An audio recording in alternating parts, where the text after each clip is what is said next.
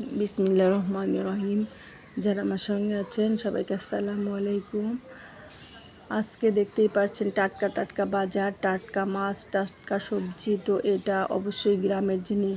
এটা বাড়িতে, আমাদের বাড়িতে যে ভাই সকালবেলায় বোয়াল মাছ, ইলিশ মাছ, তারপরে অনেক দিন পরে সরপুঁটি খেলাম, বড় বড় সরপুঁটি, যেটা আসলে পুঁটি কাপ না, সরপুঁটি, দেশি সরপুঁটি যেটা, সেটা। আর এইটা আছে বাঁশপাপ্তা মাছ। তো এগুলো রান্নাবান্নি হওয়ার পরে আমরা খাওয়া দাওয়া করে ফেলেছি। আর বাচ্চারা সবাই তারা ঘুরতে বের হয়েছে। আজ ঘুরতে বের হয়েছে আমাদের বাজারে যে পাউরুটির ফ্যাক্টরি আছে, তো সেখানে। তো এখানে আসলে সচরাচর কাউকেই ঢুকতে দেয় না, আসলে নিষেধ আছে। তারপরও ওরা যেহেতু গিয়েছে আর আমার সেলিম ভাই ওদের নিয়ে গিয়েছে, তো সেই সম্মানে একটু ঢুকতে দিয়েছে। তারপরে আমার গিয়েছে ভাগ্নি জামাই, 2 ডাক্তার গিয়েছে। তো সেই হিসাবে ওরা একবারে ফ্রি করে দিয়েছে ঢোকার জন্য। আর সেই সঙ্গে সাঙ্গপাঙ্গ যত ছিল আমাদের পুচকি পাচকি সবাই ঢুকে গিয়েছে। তো ওরা ঢুকে আরাম মতো সব ভিডিও করে নিয়ে আসছে, যেহেতু আমি যেতে পারিনি বলতে আমি তো আর বাজারে যাব না ওগুলো করতে। তো ওরা করে এনেছে। আর এদিকে বাবা খুবই দুষ্টুমি করছে। আর এত কিছু তো ও কখনোই দেখেনি, কারণ ও আসলে পাবনাতেই থাকে, তো গ্রামে তেমন একটা আসে না, যার কারণে এত সব ও কখনোই দেখেনি। আর এত সব দেখে ও খুশিতে অস্থির হয়ে গেছে, কোনটা রেখে কোনটা ধরবে আর কোন কাজটা করবে সেই নিয়ে ও মহাব্যস্ত হয়ে পড়েছে। তো ওরা সবাই সুন্দরভাবে দেখছে। তবে এই পাউরুটি ফ্যাক্টরি নিয়ে আমার জীবনে অনেক অনেক গল্প আছে। যেটা আমাদের বাড়ি আসলে স্কুলের পাশেই। তো আমার বান্ধবীরা কিন্তু অনেক দূর দূরান্ত থেকে আসতো। যেমন আমাদের বাড়ি মাসুমদিয়া আর ভবানীপুরের মধ্যে পড়ে। আর আমার বান্ধবীরা বাগুলপুর থেকে আসতো, তারপরে যে কদমতলার ওই দিক থেকে আসতো, তারপরে মিয়েপাড়া ওই দিক থেকে আসতো। তো ওই দূর দূরান্ত থেকে আসতো। যেমন এর মধ্যে ছিল বনানী, বেশ দূর থেকে আসতো। তো এই জন্যে সে সব সময় টিফিনের জন্য টাকা নিয়ে আসতো, এবং প্রত্যেক সময় টিফিন হওয়ার সঙ্গে সঙ্গে দৌড়িয়ে গিয়ে এই যে এখান থেকে ফ্যাক্টরি থেকে পাউরুটি নিয়ে আসতো, এবং সে খুবই মজা করে খেত। এই পাউরুটিটা বেশিরভাগই আনতো বাটার বোন, ক্রিম রোল। তো এটা আমার খুবই খেতে ইচ্ছা করতো, তো আমিও খেতাম। তো আমিও যেহেতু 7 ভাই বোনের ছোটো, আমার অনেক আবদারি সবাই রাখতো বড়রা। তো আমিও আনতাম টিফিনে, ওগুলো খেতাম, এতই মজা। কিন্তু আমি তো আর বনানীর মতো প্রতিদিন খেতে পারতাম না, কারণ বনানী আসলে অনেক দূর থেকে আসতো আর ও খেতে পারতো না, ও একটুখানি খেয়ে আসতো।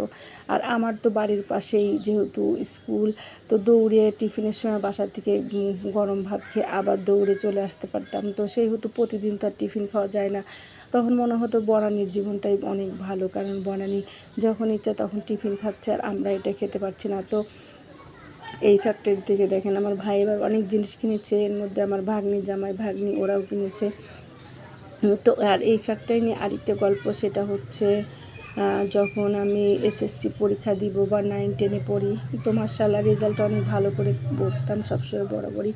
তো আমার মা কী করতো, আমার যে হেল্পার কাজ করতো চায়না আপা, তো চায়না আপাকে দিয়ে সবসময় এই ফ্যাক্টরি থেকে বিস্কুট নিয়ে আসতো। তবে এই নর্মাল বিস্কুট না, অনেক দামি দামি বিস্কুট, যেই বিস্কুটগুলো ভেঙে যেত, এক সাইডে একটু ভাঙা, যা প্যাকেট করা যাবে না।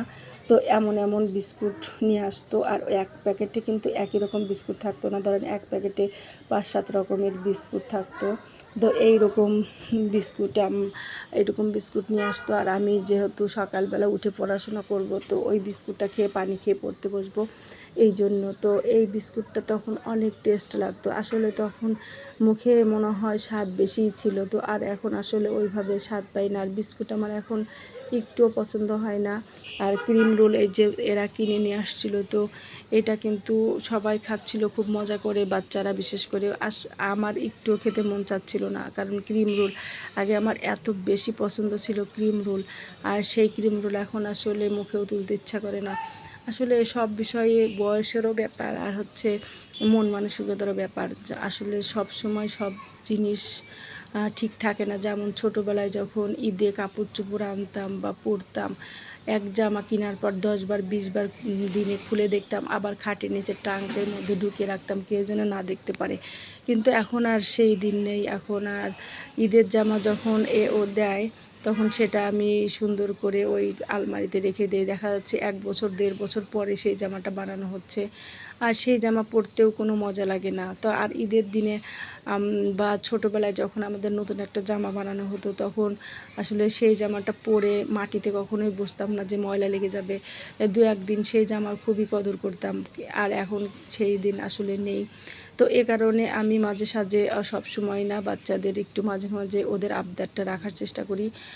যেমন আমার মেয়েরা খুবই আইসক্রিম পছন্দ করে, তো মাঝে মাঝে দেই, কারণ মনে হয় যে আসলে এমন একটা সময় আসবে ওরা অনেক টাকা ইনকাম করবে হয়তো বা ইনশাল্লাহ, কিন্তু তখন মুখের এই স্বাদটা থাকবে না। এখন যেমন আম্মু একটা আইসক্রিম দাও প্লিজ করবে, তখন একটা ফ্রিজ ভরে আইসক্রিম থাকলেও হয়তো বা খাওয়ার ওই রকম রুচি থাকবে না বা সময় থাকবে না। যা হোক, আসলে সেই জন্য সময় বুঝে সময়ের কাজ সময়ই করা উচিত আমার মনে হয়। তো এরা দেখেন ফ্যাক্টরি ঘোরাঘুরি অনেকটাই শেষ করে ফেলেছে। আর লুবাবা ইচ্ছা মতো ঘোরাঘুরি করছে, কারণ আসলে লুবাবা প্রথম থেকেই যেহেতু জন্মই শহরে, আর শহরেই থাকে, তো কখনোই ওদের গ্রামে তেমন একটা আশাই হয় না। আর যেহেতু লুবাবার ভাইও আছে একটা ছোট, যার কারণে ওরা আরও গ্রামে আসে না। আর লুবাবা হচ্ছে আমার আপার নাতনি, আর ওর ভাইয়ের নাম আয়ান। তো এখন যেহেতু ওরা দুই ভাই বোনই ছোটো, এই জন্য আরও আসে না গ্রামে। তো এবার আমি গিয়েছি, তো আপাও এসেছিল, সবাই এসেছিল। তো এই সুযোগে লুবাবা জীবনের শ্রেষ্ঠ আনন্দটা করে গেল, অনেক অনেক মজা করেছে। যা হোক, মজা আসলে গ্রাম ছাড়া মজা হয় না। তবে এবারের ঈদে আর বাড়ি যাওয়া হলো না, কারণ ঈদের সময় আসলে প্রচণ্ড গরম পড়েছে। আর বিশেষ কারণ বলতে কি, আমার একটু অসুখ বিসুখের সমস্যায় থাকি বাড়িতে গেলে। আসলে অনেক গরমের মধ্যে আমার হাজব্যান্ড বিশেষ করে একটু বেশি অসুস্থ হয়ে যায়, যার কারণে আমরা আসলে গরমে যেতে চাই না, বা খুব বেশি ঠান্ডা পড়লেও যেতে চাই না। যখন নাতিশীতোষ্ণ, শীত না গরম না, ওই সময়টা আমরা বেছে নিই বাড়িতে যাওয়ার জন্য। তো এক সময় তো যেতাম 18 ঘন্টা পরে বাড়িতে যাওয়ারও একটা রেকর্ড আছে আমার। যখন আমার মেয়েরাও ছিল না, তখন আমি 18 ঘন্টা ভরে পাবনায় গিয়েছি। তো এতই জ্যামে পড়েছিলাম যে বলার নেই। তো রোজার দিনও আমরা রাস্তায় ইফতারি করেছি, সেহরি খেয়েছি, এমন আসলে সেই দিন নেই। এখন আর ওইরকম কষ্ট করে যাওয়া আসলে সম্ভব না। সব দিক দিয়ে বিভিন্ন সময় বিভিন্ন সমস্যা এসে দাঁড়ায়, যার কারণে এত রিস্ক নিয়ে আর আসলে যাওয়া হয়নি। তারপরেও গতবার ঈদে কিন্তু আমরা অনেক কষ্ট করে গিয়েছিলাম। আসলে যাওয়ার পরে গ্রামে পাড়া দেওয়ার সঙ্গে সঙ্গে মনে হয়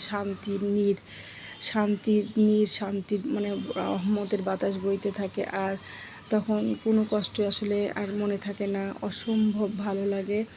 আর গ্রাম মানে যার গ্রামের বাড়ি নেই তার মনে হয় কিছুই নেই। তো আমি আমার বাচ্চাদের সবসময় গ্রামে নিয়ে যাই, কিন্তু ইদানিং আসলে তেমন একটা যেতে পারছি না। সেটা তো বললাম বিশেষ কারণে। মন আমাদেরও যেতে চায়, কিন্তু আসলে সবসময় তো মন যা চায় তাই তো আর দেওয়া সম্ভব হয় না।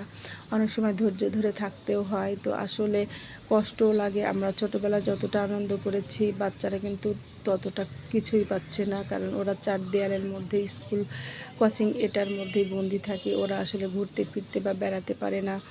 আমরা যখন ছোটোবেলায় নানু বাড়িতে যেতাম, তখন আমরা 15 দিন থাকতাম, যেহেতু আমার নানু বাড়ি আরিচা আর আমরা পাবনা। তো যেহেতু দূরত্ব অনেক বেশি, তো সবসময় যাওয়া হতো না, বছরে একবার যেতাম। তো এতই আনন্দ করতাম নানুর বাড়িতে গেলে, খালা আসতো বা খালাতো ভাই বোনরা আসতো, এত আনন্দ যে জীবনের মনে হয় কী আর বলবো, অসম্ভব মজার স্মৃতি রয়ে গেছে। আর আমার মামা ছিলেন খুবই ভালো, আমাদের খুব ভালোবাসতেন, আমাদের সব আবদার রাখতেন, এবং আমাদের জন্য সে দোতলা করেছিল যেন আমরা দোতলায় থাকতে পারি, কাঠের দোতলা।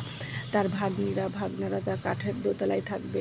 তো আসলে সেই দিন আর এখন নেই। আমাদের বাচ্চারা কিন্তু ওইভাবে আর নানু বাড়ি যেতে পারে না, এনজয়ও করতে পারে না তেমন একটা। ইতিমধ্যে দেখেন আমরা দুই বোন বাড়ি করব, সেই প্ল্যানের জন্য গাছ কাটছি। এটার ভিডিও আগেও দেখেছেন যে আমরা আসলে গাছ কেটে বিল্ডিং করব, সেই একটা প্ল্যান চলছিল। তো আমাদের অলরেডি গাছ কাটা হয়ে গেছে, মোটামুটি গাছ ছাঁটা হয়ে গেছে অনেকগুলো ডালপালা। তো আমরা এখানে দুই বোন মুখোমুখি বিল্ডিং করব, আর যখন করব তখন ইনশাল্লাহ আপনাদের দেখাবো কিভাবে বিল্ডিং করি, কি করি। আর এই দেখেন যে বিস্কুটগুলো, ক্রিমগুলো সব কিনে এনেছে, ইতিমধ্যে এগুলো আবার ভাগাভাগি হচ্ছে, কে কোনটা খাবে, কে কিনেছে। আর 2 বক্স আনছে হচ্ছে ক্রিম রোল। তো সবাই ভালো থাকবেন, আর একটু প্লিজ লাইক দিবেন, কারণ লাইক কেউ দিলে আমার মনে হয় সে আমার পাশে আছে, সে আমাকে ভালোবাসে। সবাই আমাকে ভালোবাসে জানি, তারপর বাচ্চা মানুষের মতো সবসময় লাইক খুঁজে বেড়াই, কে আমাকে লাইক দিয়েছে, কে আমার ভিডিওটা শেয়ার করেছে। এটা দেখতে আমার খুবই ভালো লাগে। আমি তো মাঝে মাঝে আবার রাতের মধ্যে উঠে বসে দেখি যে কে কে আমার ভিডিও দেখেছে বা কে কে লাইক দিয়েছে। এটা দেখতে আমার খুবই ভালো লাগে। এটা নিয়ে আমার হাজব্যান্ড মাঝে মাঝেই হাসাহাসি করে যে রাতের বেলা কত ভিউ হলো, সেটা আবার দেখো নাকি। তো সবাই ভালো থাকবেন, আর সে পর্যন্ত আল্লাহ হাফেজ, আসসালামু আলাইকুম।